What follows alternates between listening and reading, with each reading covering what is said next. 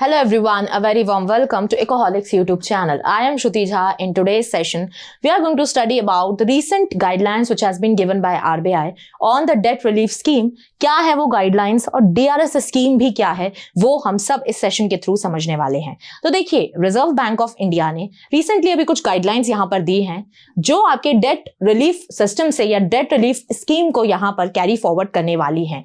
अब देखिए, यहाँ पे आप अगर देखेंगे कि they have introduce guidelines for lenders, तो यहाँ पे क्योंकि यहाँ पे जो डेट रिलीफ स्कीम है उसके अंडर कौन लोन ले रहा है, तो यहाँ पे जो भी लेंडर्स यहाँ पर इन्वॉल्व हैं उनको किस तरीके का रिलीफ प्रोवाइड किया जाएगा अंडर द डीआरएस स्कीम, वो इस स्कीम का प्राइम मोटिव होने वाला है।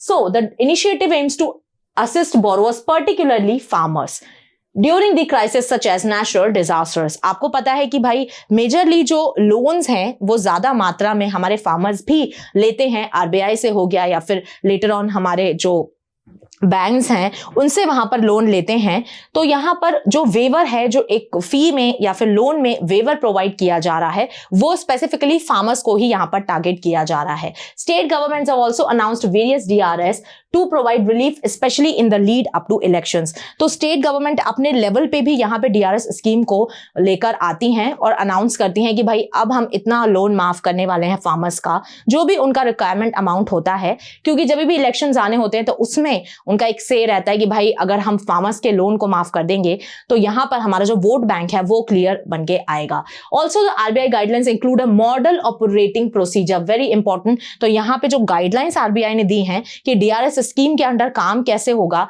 जो भी बैंक्स यहाँ पर फाइनेंशियल इंस्टीट्यूशंस इन्वॉल्व हैं उनको क्या क्या गाइडलाइंस, क्या क्या रेगुलेशंस यहाँ पे फॉलो करने हैं, वो सारा वो उनका मॉडल ऑपरेटिंग प्रोसीजर जो एक है डॉक्यूमेंट है, वहां पर उन्होंने इस चीज को बताया हुआ है। ठीक है, तो ये आपकी जो है वो आरबीआई की गाइडलाइंस आई हैं regarding the DRS scheme.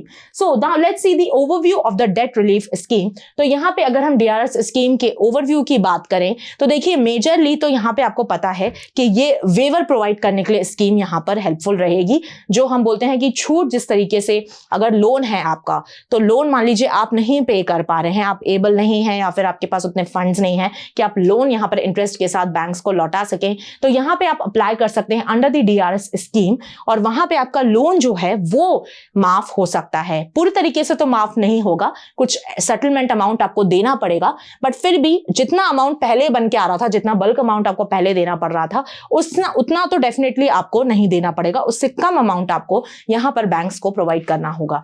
DRS offers financial relief to borrowers facing hardships, and for that the waiver of interest or principal payments will be provided to them.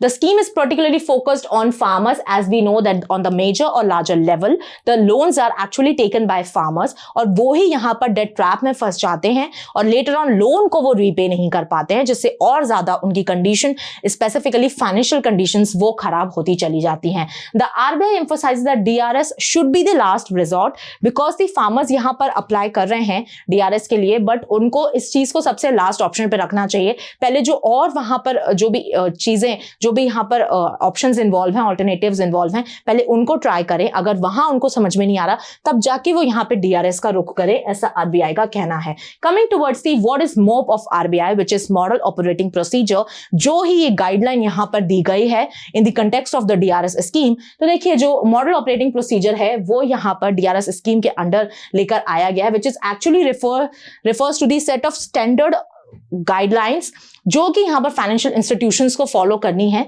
when they are using the DRS scheme. और यहाँ पर जब वो waiver provide कर रही हैं, loan waiver farmers को, तो क्या गाइडलाइंस उनको फॉलो करनी है वो यहाँ पर एमओपी में बताया गया है। So this MOP established by the RBI for financial institutions such as banks and NBFCs to follow when implementing the scheme. Coming towards the key components of MOP, model operating procedure, सबसे की components की भाई क्या क्या ऐसी conditions हैं जो financial institutions को दिमाग में रखनी है।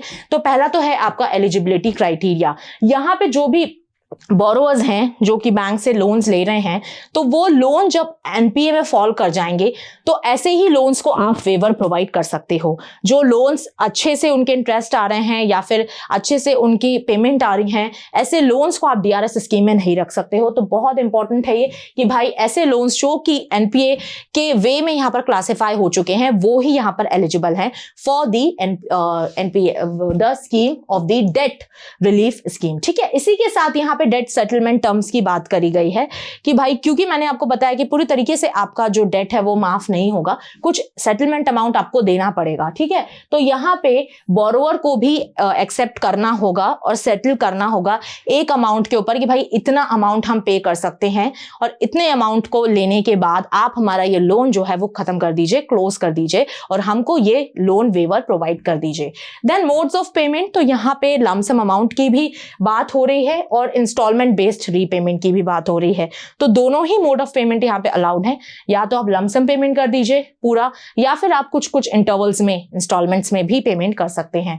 Coming to be timelines for the settlement, अब यहाँ पे एक टाइम फ्रेम एमओपी सेट करता है कि इतने टाइम फ्रेम में एक लोन के सिचुएशन को आपको यहाँ पर सॉल्व करना है। ज्यादा टाइम भी नहीं लेना है कि भाई ये जो लोन है वो पता चला 1 साल 2 साल तक आप ले रहे हो, ठीक है, 1 महीने में 2 महीने में आप उसका लमसम अमाउंट लेके आप उसको ओवर कर सकते हो। इसके बाद यहाँ पे लीगल और रिकवरी प्रोसीजर्स की बात सामने आ रही है। ऐसे लोग जो यहाँ पर सेटलमेंट करने के बाद, टर्म्स रखने के बाद डीआरएस में एनरोल करते हैं बट सेटलमेंट देने से मना कर देते हैं, उनके खिलाफ यहाँ पर बैंक्स और एनबीएफसीज जो भी फाइनेंशियल इंस्टीट्यूशंस इन्वॉल्व हैं वो लीगल एक्शन ले सकते हैं और ये एमओपी के अंदर बताया गया है। कमिंग टुवर्ड्स दी सेटलमेंट प्रोसेस, ठीक है, अब सेटलमेंट प्रोसेस किस तरीके से होगा, तो पहले तो अप्लाई करना होगा, एप्लीकेशन प्रोसेस होगा, जो भी बोरोअर हैं उनको यहाँ पर एप्लीकेशन प्रोवाइड करनी होगी to the financial institution for participating in the DRS, कि उनको यहाँ पर पार्टिसिपेट करना है डीआरएस में, और जो भी उनका लोन अभी रनिंग में है बैंक में वो अनेबल है पे करने के लिए, तो वो यहाँ पर सेटलमेंट करके उस लोन को कवर करना चाहते हैं, उस लोन को खत्म करना चाहते हैं। Also the negotiation process will be carried out, जिसमें यहाँ पर नेगोशिएशंस करे जाएंगे कि एनबीएफसी रखेगा कि भाई इतना अमाउंट जो है वो हमारे लिए बेनिफिशियल होगा, या फिर जो भी बोरोअर है वो भी बताएंगे कि हमारी सिचुएशन ऐसी है, हम इतना दे पाएंगे। तो ये नेगोशिएशंस एक टेबल पे आकर किए जाएंगे और फाइनल स्टेटमेंट, फिर फाइनल एक सेटलमेंट अमाउंट यहाँ पर डिस्कस किया जाएगा। फिर यहाँ पे acceptance of the offer, once the terms are agreed upon, the borrower must sign the settlement agreement and the terms of repayment। तो यहाँ पे जो सेटलमेंट एग्रीमेंट है उसमें बोरोअर को साइन करना होगा, और जो भी रीपेमेंट है कि भाई आप लमसम अमाउंट देने वाले हो, इंस्टॉलमेंट देने वाले हो, क्या देने वाले हो, वो भी आप क्लियर करो। तो यहाँ पे वो सारी चीजें यहाँ पर एक्सेप्ट करनी होगी बोरोअर को। और आपने पहले भी देखा, अगर बोरोअर ये सब एग्रीमेंट्स करने के बाद भी वहां पर पेमेंट देने से मना कर देते हैं तो उनके खिलाफ यहाँ पर लीगल एक्शंस लिए जा सकते हैं।